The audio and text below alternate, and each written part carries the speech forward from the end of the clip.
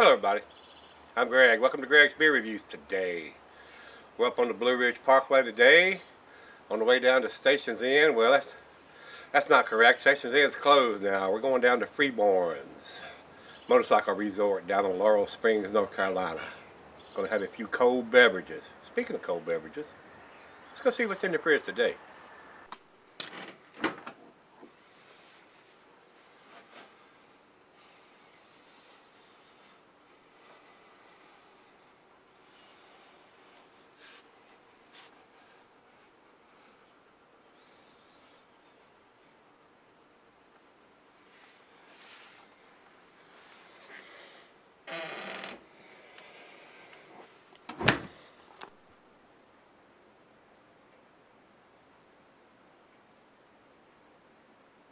Hey guys, thanks for stopping by Gregsbeerreviews today. This should be a treat.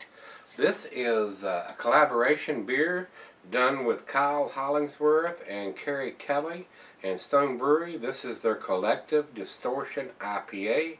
It's an India Pale Ale brewed and flavored with elderberries and coriander. 9.3% alcohol by volume listed on here. And Nate sent me this beer along with a whole load of others.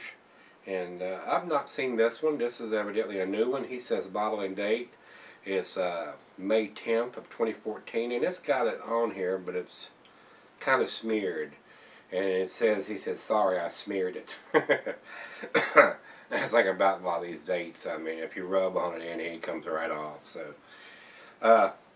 And it's got a bunch of writing here on the back, and it's probably the same thing that's in the commercial description here, and it's a very long commercial description. I don't even know if I can read it. I read it once and it was kind of a tongue twister. Let me give it a try.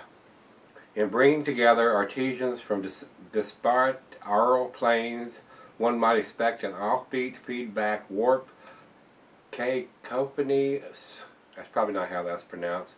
Shrill to the point of unlistenable.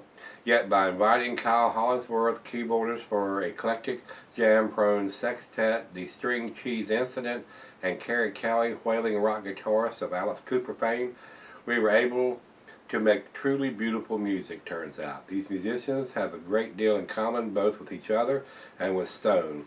We all enjoy turning things up to 11, and that is represented in this collaborative offering of Imperial India Pale Ale, ably backed by Nugget, Common, and Calypso hops and amplified care of a healthy dry hopping of Vic's Secret, a new Australian hop, adding citrus and tropical fruit oomph. To give this modern masterpiece some soulful classic character, we trace the roots of brewing to the days when old world herbs were used to spice beers, adding in coriander and a first for us, elderberries. To stand up to that sumptuous spice and blaring bitterness, we added golden naked oats, which are lightly roasted and add body-enhanced mouthfeel to the brew like a steady, unbreakable backbeat to an incendiary jam solo. Sit back, crank the volume, and get lost in this operatic incarnation of genres combined in the name of invention. Wow. That's about that much, a big mouthful there. So, and both of these sites have 9.2, but it's got 9.3 on the bottle, so I believe what's on the bottle. Food pairings for this beer is probably going to be your typical IPAs. Cuisine is barbecue, cheese is peppery Monterey, pepper jack, sharp blue cheddar, and your more pungent cheeses, Gorgonzola Limburger. The meat is game, grilled meat and salmon. Glassware snifter, tulip, oversized wine glass. I got the double glass, and it says can be sold for long periods, but I would disagree with that if it's an IPA, which this is an Imperial IPA. And me personally, guys, unless it's super boozy, I like to have them fresh. And even then, cellaring a boozy beer is not going to always alleviate the booziness. I have cellared beers for a year or so, and they're still kind of boozy after that. So, it is what it is. If you feel like cellaring, have at it. I like them fresh myself. So, I don't think there's anything else we need to discuss. So, without further ado, Nate, thanks again, brother, for sending me that big box of beers. Nice hiss on this one.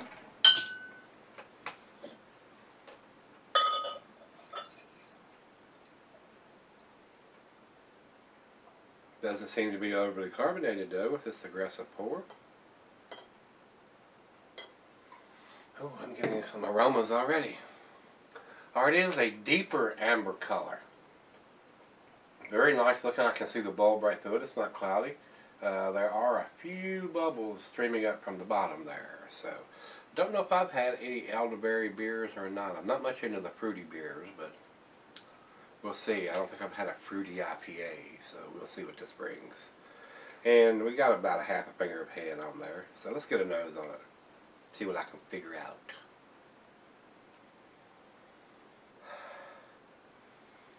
Wow, I'm getting a nice piney, citrusy hop aroma. I'm not detecting the elderberries in the nose.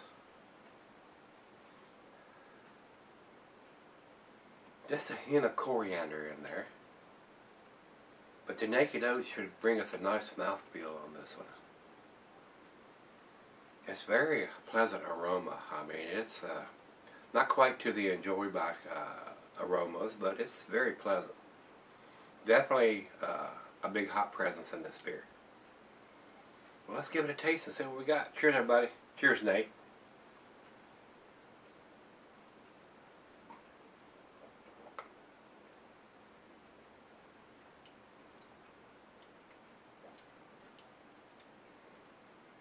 Getting the coriander, the hop presence is there, and there is a little bit of berryness to this. But it's not overly powerful.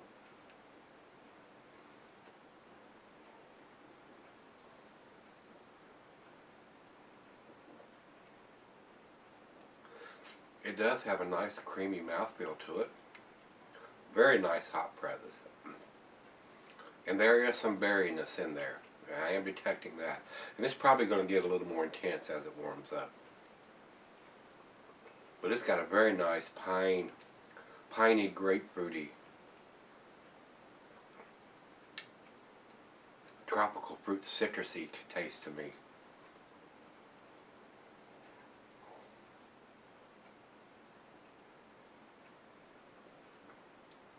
Yep, there is definitely some kind of berryness to it. I'm not sure I would recognize an elderberry if I tasted it, unless somebody told me what I was tasting. But it seems to be very pleasant, so let's let this one warm up and share what's left in the bottle, and I'll come back and do the final chug after it warms up and do our comments. Alright guys, I'm back. Got just a little left here. Maybe just a little bit more than a little bit.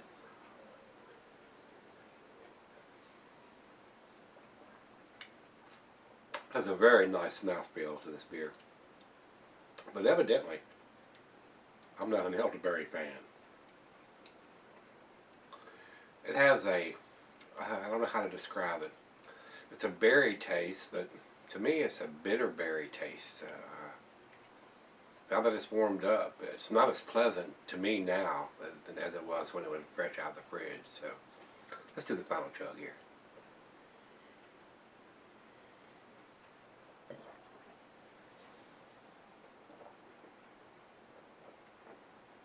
Very easy drinking for a 9.2%. Not getting that alcohol at all. Very well made beer.